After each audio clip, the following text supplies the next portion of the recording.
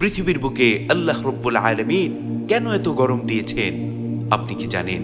আমরা যেই গরমের তীব্রতায় হাঁসফাঁস করতে থাকি, যেই গরমের প্রচণ্ডতার কারণে আমরা অতিষ্ঠ হয়ে যাই, সেই গরমের তুলনায় জাহান্নামের উত্তাপ হবে, জাহান্নামের আগুনের ভয়াবহতা হবে 70 গুণ বেশি। নাউযুবিল্লাহ, নাউযুবিল্লাহ।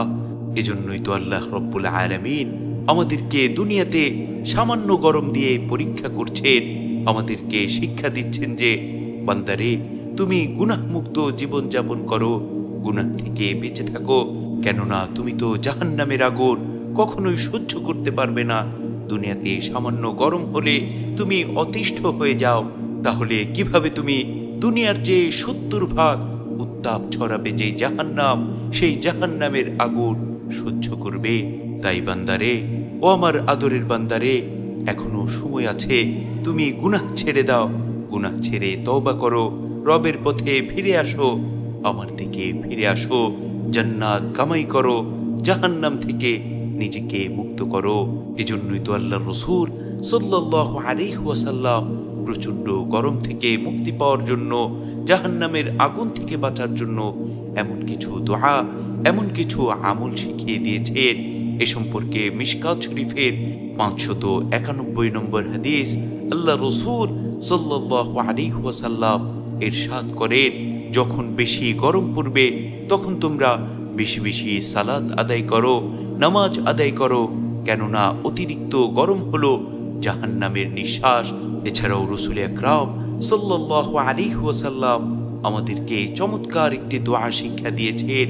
সেই দোয়াটি হচ্ছে, আল্লাহুম্মা লা তাকতুলনা বিগযবিক ওয়া লা তুহলিকনা বিআযাবিক ওয়া আফিনা ক্বাবলা যালিক।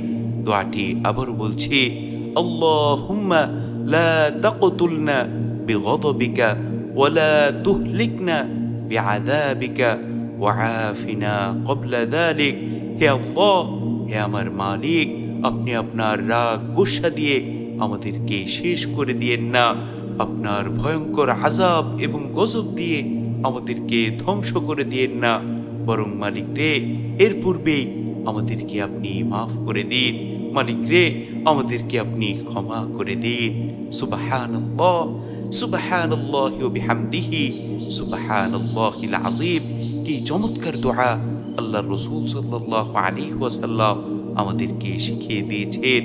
এজন্য আমাদের প্রত্যেকের উচিত হচ্ছে আল্লাহর রাসূল সাল্লাল্লাহু আলাইহি ওয়াসাল্লাম আমাদেরকে যে আমল শিখিয়ে দিয়েছেন, যেই দোয়া শিখিয়ে দিয়েছেন, সেই আমলগুলো বেশি বেশি করা এবং সেই দোয়াগুলো বেশি বেশি পাঠ করা।